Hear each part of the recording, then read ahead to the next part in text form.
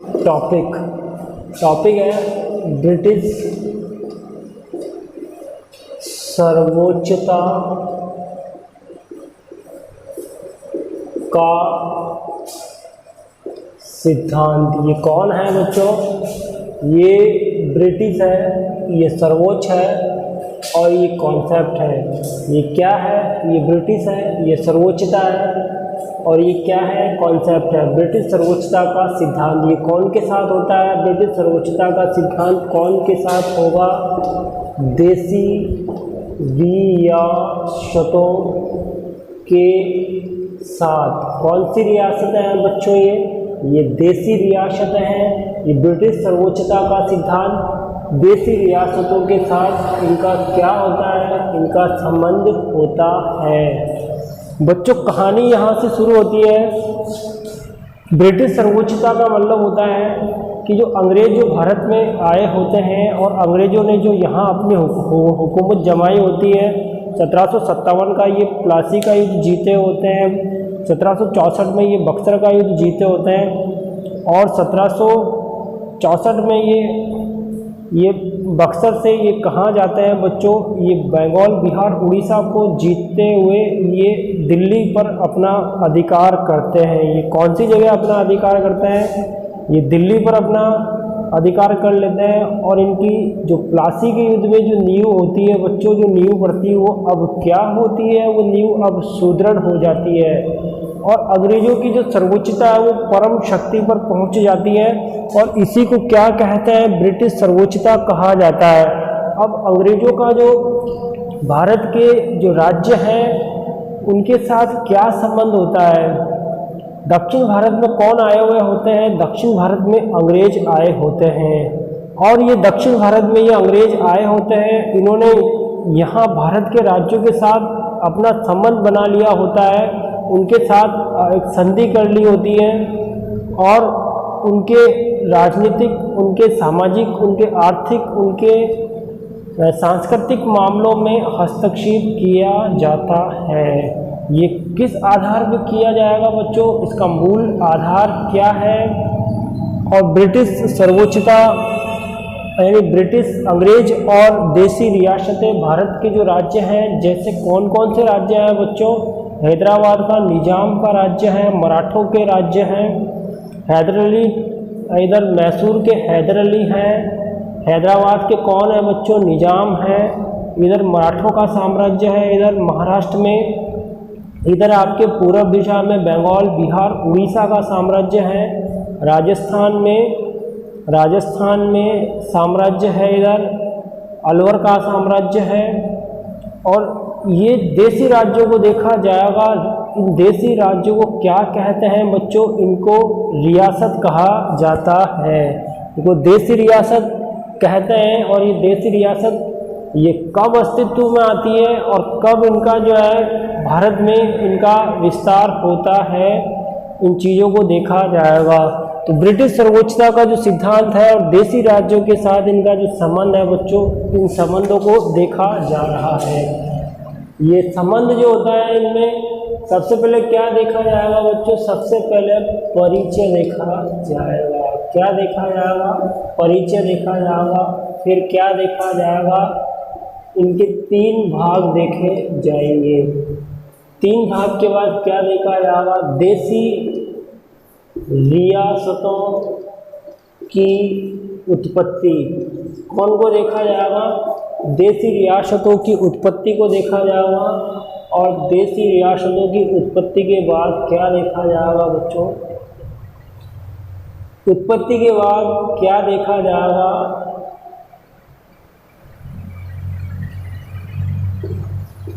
Policy को देखा जाएगा। क्या देखा जाएगा? पॉलिसी, नीतियाँ जो हैं वो कितनी नीतियाँ हैं बच्चों? 3 नीतियों को देखा जाएगा। इसी क्रम में सबसे पहले क्या देखा जाएगा बच्चों? ये ब्रिटिश सर्वोच्चता है। ब्रिटिश जो है वो अपने आप में क्या है बच्चों? सर्वोच्च है। ये ब्रिटिश सर्वोच्चता है। सबसे पहले परिचय को देखा जाएगा। ब्रिटिश सर्वोच्चता के परिचय को देखा जाएगा।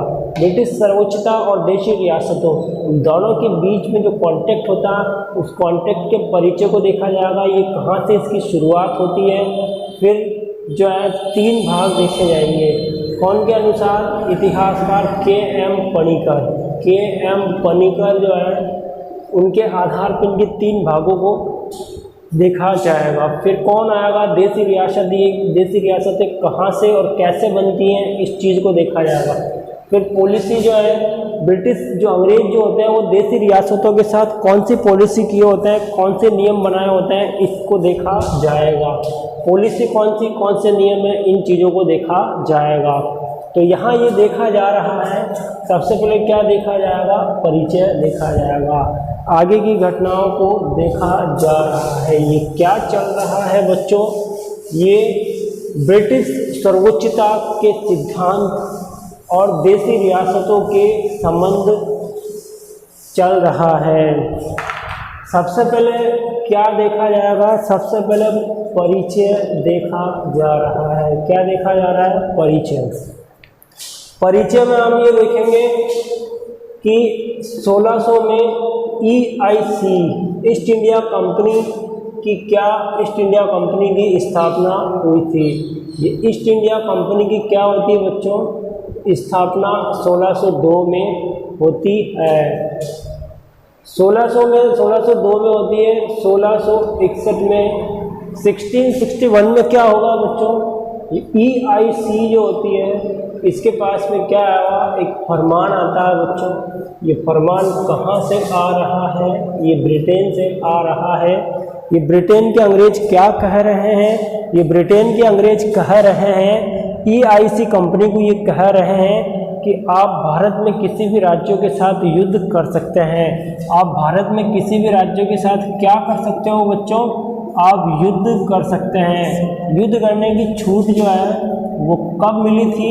वो 1661 में इनको अंग्रेजों को भारत में यहाँ के राज्यों के साथ युद्ध करने की क्या मिल जाती है? छूट मिल जाती है। और फिर ये जो है वो क्या करते हैं? वो युद्ध करते हैं। कौन कौन के साथ युद्ध किए होते हैं? ये हैदराबाद के निजाम के साथ युद्ध करेंगे, मराठों के साथ युद्ध करेंगे, और इधर ये फ्रांसीसियों के साथ मद्रास में अर्काट का घेरा है, यहाँ ये युद्ध करेंगे।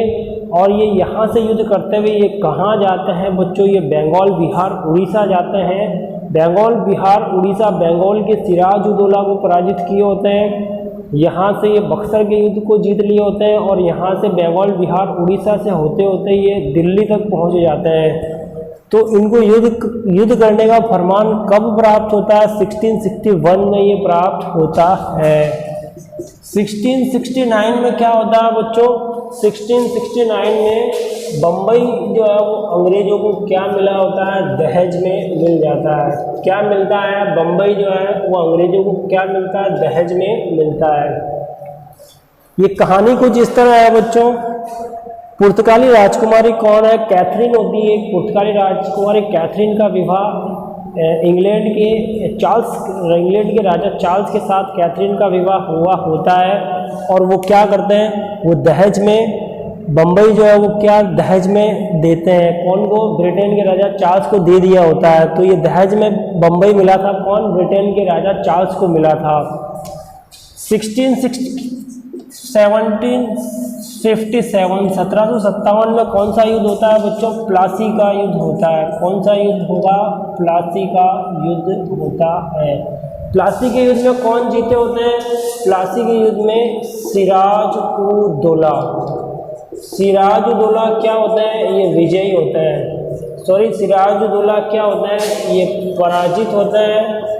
सिराज-उद-दौला प्लासी के युद्ध में रॉबर्ट क्लाइव, अंग्रेजों की ओर से कौन आया था बच्चों? रॉबर्ट क्लाइव था। और बंगाल के नवाब कौन है? सिराज-उद-दौला। ये 1757 में ये प्लासी का युद्ध हुआ होता है। उनमें सिराज-उद-दौला के साथ धोखा हुआ होता है। धोखे से युद्ध जीता होता है। ये प्लासी के युद्ध में अंग्रेजों की नींव क्या होती है बच्चों? नींव पड़ जाती है। भारत में किसकी नींव पड़ जाती है? अंग्रेजों की नींव पड़ जाती है। यहाँ ये देखा जाएगा 1764 में कौन सा युद्ध होता है? 1764 में बक्सर का युद्ध होता है। ये 1764 में कौन सा युद्ध हुआ होता है? ये बक्सर का युद्ध हुआ होता है। ये कौन कौन के बीच में हो रहा है बच्चों? ये भारत की 3 महान शक्तियां इसमें भाग ले रही हैं। और अंग्रेजों की तरफ से कौन है? Hector Munro. हेक्टर मुनरो जो है वो सेनापति होता है। यहाँ 3 महान शक्तियाँ कौन है? पहली शक्ति कौन है? यहाँ बंगाल के नवाब मीर कासिम है। बंगाल के नवाब कौन है बच्चों? मीर कासिम। ये 3 महान शक्तियाँ हैं। मीर कासिम ये बंगाल के नवाब हैं। ये कहाँ के नवाब है? ये बंगाल के नवाब। ये पहली शक्ति है। दूसरी शक्ति कौन है? अवध। अवध के नवाब कौन है बच्चों? अवध के नवाब सुजाउद्दौला है। कौन है ये? सुजाउद्दौला है। ठीक है ना बच्चों? अवध के नवाब, ये पहले भी मैंने आपको बताया था। मीर कासिम जो होते हैं बंगाल के नवाब होते हैं। अवध के नवाब सुजाउद्दौला है। और दिल्ली के मुग़ल सम्राट कौन है बच्चों? शाह आलम जो है वो शाह आलम, ये दिल्ली के मुग़ल सम्राट होते हैं। ये 3 महान शक्तियाँ को कौन पराजित कर दिए होते हैं? अंग्रेज पराजित कर दिए होते हैं। अंग्रेज़ों की सत्ता जो थी वो अब चरम सीमा पे थी बच्चों। अंग्रेज जो थे वो बंगाल, बिहार, उड़ीसा से आगे बढ़ के कौन सी जगह पहुंच जाते हैं? ये बंगाल, बिहार, उड़ीसा से आगे बढ़कर ये पूरे आधे जो है हिंदुस्तान पे इनका क्या हुआ होता है? एकाधिकार हो जाता है। ब्रिटिश भारत की नींव पड़ जाती है। और 1757 के 100 साल बाद कौन सा युद्ध होता है बच्चों? 1757 के 100 साल बाद 1757 के 100 साल बाद 1857 में क्या होगा? विद्रोह होगा। विद्रोह होता है ये, और इसको क्रांति भी कहा जाता है। क्या कहा जाता है बच्चों? 1857 के विद्रोह को क्रांति भी कहते हैं और विद्रोह भी कहते हैं। अब ये देखा जाएगा कि 1858 के बाद 1858 में क्या होता है? जो EIC ईस्ट इंडिया कंपनी की जो स्थापना हुई होती है, वो ईस्ट इंडिया कंपनी क्या हो जाती है बच्चों? फिनिश हो जाती है।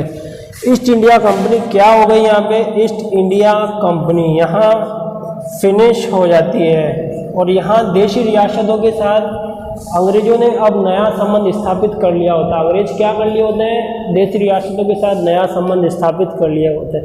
ये क्या है बच्चों? ये ब्रिटिश सर्वोच्चता के सिद्धांत का परिचय देखा जा रहा है। ब्रिटिश सिद्धांत के परिचय में ये देखा जा रहा है 1600 में EIC ईस्ट इंडिया कंपनी की क्या हुई थी? स्थापना हुई थी। 1661 में EIC ईस्ट इंडिया कंपनी के लिए क्या होता है बच्चों? ब्रिटेन से एक फरमान जारी किया जाता है। क्या किया जाता है? एक फरमान जारी किया जाएगा। और ये फरमान में क्या कह रहे हैं? अंग्रेज क्या कह रहे हैं बच्चों? ये कह रहे हैं कि आप भारत के किसी भी राज्य के साथ क्या कर सकते हैं? आप युद्ध कर सकते हैं। ये कौन कह रहे हैं? ये ब्रिटेन के अंग्रेज कह रहे हैं। 1669 में क्या होता है बच्चों? पुर्तगाली राजकुमारी कैथरीन का विवाह कौन के साथ हुआ होता है?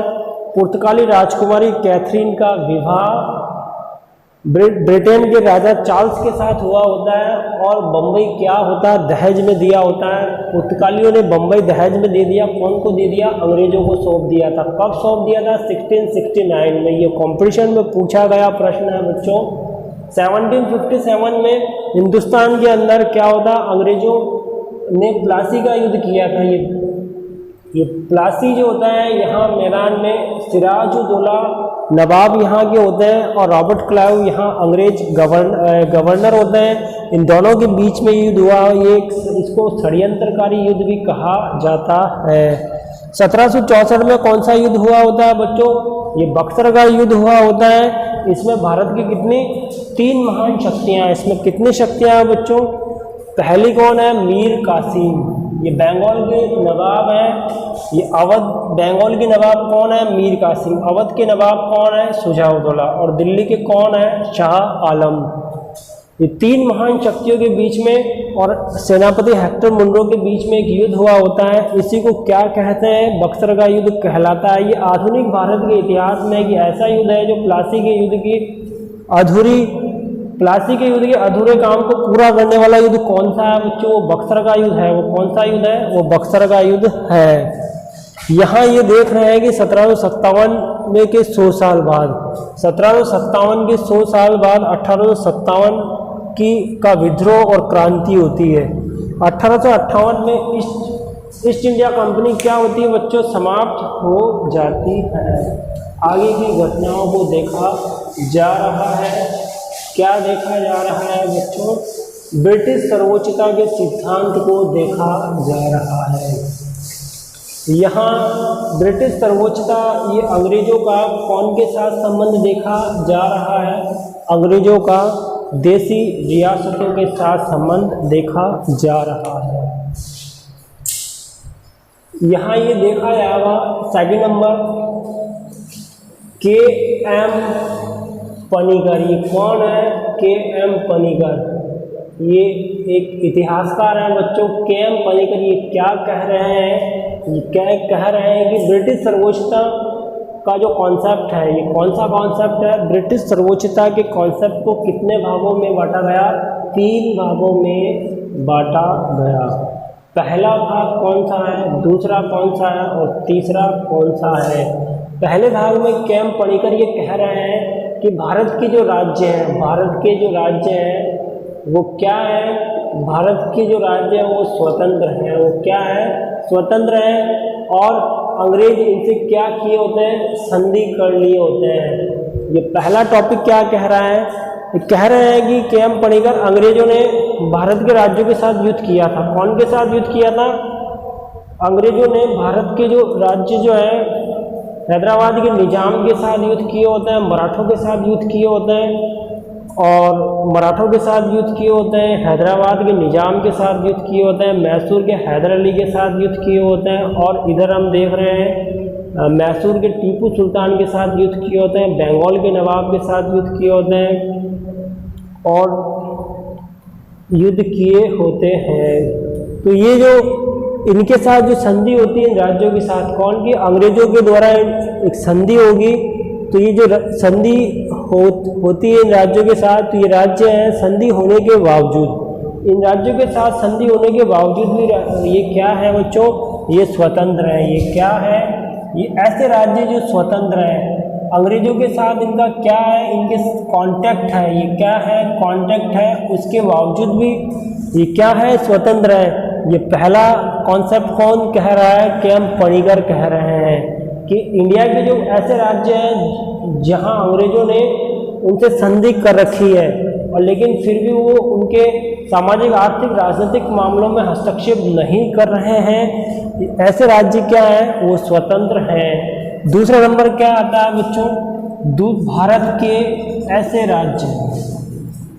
राज्य जो जिनसे अंग्रेज जो है वो क्या कर रखे होते हैं, संधि कर रखे होते हैं। ऐसे राज्य जिससे अंग्रेज क्या कर रखे होते हैं, संधि किए होते हैं, लेकिन ये राज्य जो है वो क्या है, स्वतंत्र नहीं है। ये राज्य क्या है, स्वतंत्र नहीं है। ये किनके अंडर में होते हैं बच्चों, ये अंग्रेजों के अधीन है। ये कौन के अधीन है, ये अंग्रेजों के अधीन है। ये देखा जा रहा है। तीसरे नंबर पे ऐसे राज्य आते हैं बच्चों जो अंग्रेजों ने सनद या दान पत्र के आधार पर अंग्रेजों के कांटेक्ट में होते हैं, अंग्रेजों के कांटेक्ट में होते हैं। सनद और दान पत्र का मतलब होता है बच्चों कि कोई राजा है, ब्राह्मणों को पूरा का पूरा गांव दान में दे दिया होता है, पूरा जो है ब्राह्मणों को पूरा गांव दान में दे दिया होता है, जागीर दान में दे दी होती है, तो पूरा गांव दान में दे दिया है, जागीर दान में दे दी। ऐसे जो राज्य जो होते हैं जो सनद का मतलब जो इनाम में दे दिए, दान में दे दिए, उनके साथ अंग्रेजों का कांटेक्ट होता है। तो ऐसे राज्य हैं। तो कितने प्रकार के राज्य हैं बच्चों, ये 3 प्रकार के राज्य हैं। ये पहला कौन सा है, पहले कौन से अंग्रेजों का और राज्यों के साथ क्या होता है, कांटेक्ट होता है, ये स्वतंत्र राज्य कहलाता है। ये पहला नंबर है बच्चों। दूसरा नंबर क्या है, ऐसे राज्य जो स्वतंत्र नहीं है, अंग्रेजों के अधीन है ये और स्वतंत्र नहीं है, ये दूसरा नंबर आता है। और ऐसे राज्य जो सनद और दान पत्र पर आधारित है और उनके साथ संधि की गई, ये तीसरा नंबर है। तो ये कितने राज्य हैं बच्चों, ये पहला राज्य है, ये दूसरा राज्य है और ये तीसरा राज्य है। तो के.एम. पणिकर ने कितने बताए थे? 3 राज्य बताए थे। कितने प्रकार हैं? ये 3 प्रकार हैं। इनका संबंध कौन के साथ होता है? अंग्रेजों के साथ इनका संबंध होता है। आगे की घटनाओं को देखा जाएगा।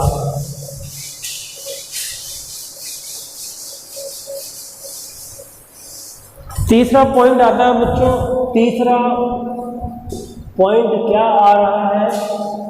देसी राज्यों की उत्पत्ति। ये कौन सा पॉइंट है? ये देसी राज्यों की उत्पत्ति। देसी राज्यों की उत्पत्ति कैसे होती है बच्चों? देसी राज्यों की उत्पत्ति कैसे होती है?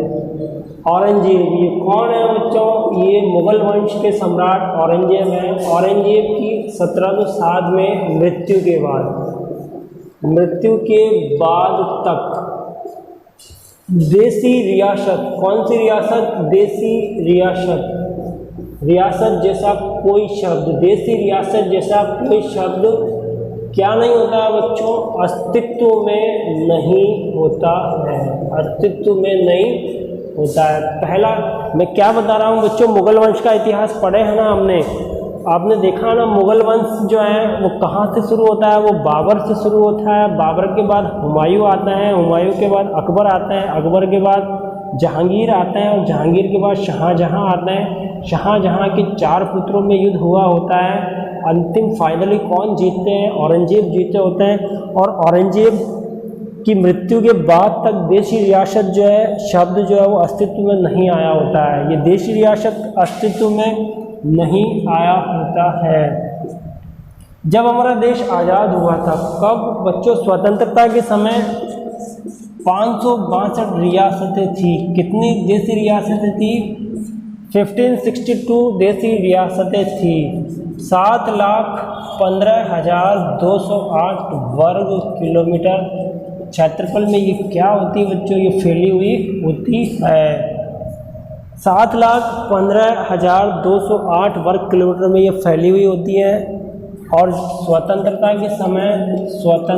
के समय ये कितनी रियासतें होती है? ये 562 रियासतें होती है। सबसे विशाल रियासत कौन सी है बच्चों? हैदराबाद। कौन सी रियासत है? हैदराबाद जो है ये सबसे विशाल रियासत मानी जाती है। ये कौन सी मानी जाती है? सबसे विशाल मानी जाती है। 202 ऐसी रियासतें हैं बच्चों। कितनी? 202 ऐसी रियासतें हैं जो 10 वर्ग मील तक फैली हुई है। कहाँ तक फैली हुई है? 10 वर्ग मील तक फैली हुई है। 139 ऐसी रियासतें हैं जो 5 वर्ग मील तक फैली हुई है। या क्या देखा जा रहा है बच्चों? यहाँ पे ये देशी रियासतों की उत्पत्ति को देखा जा रहा है। औरंगजेब की मृत्यु तक देशी रियासत शब्द नहीं आया था। लॉर्ड वेलेस्ली आए होते हैं, उन्होंने सहायक संधि की होती है 1798 में हैदराबाद के निजाम के साथ। पहले सहायक संधि की थी, फिर मराठों के साथ सहायक संधि किए होते हैं और फिर धीरे धीरे पूरे भारत के अंदर क्या होता है? सहायक संधि होती है और ये देशी रियासतें धीरे धीरे अस्तित्व में आती हैं। जो राज्य जो होते हैं उन्हीं को क्या कहते हैं बच्चों? देशी रियासत कहा जाता है। जो अंग्रेज़ों के अधीन होती है, जो अंग्रेज़ों के संरक्षण में होती है, वो क्या कहलाती है? वो देशी रियासतें कहलाती है। 1562 रियासतें स्वतंत्रता के समय होती है। 7,15,208 वर्ग किलोमीटर क्षेत्रफल में ये फैली होती है।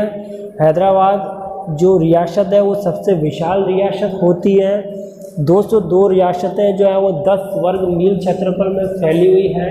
139 रियासतें 5 वर्ग मील में फैली हुई होती है।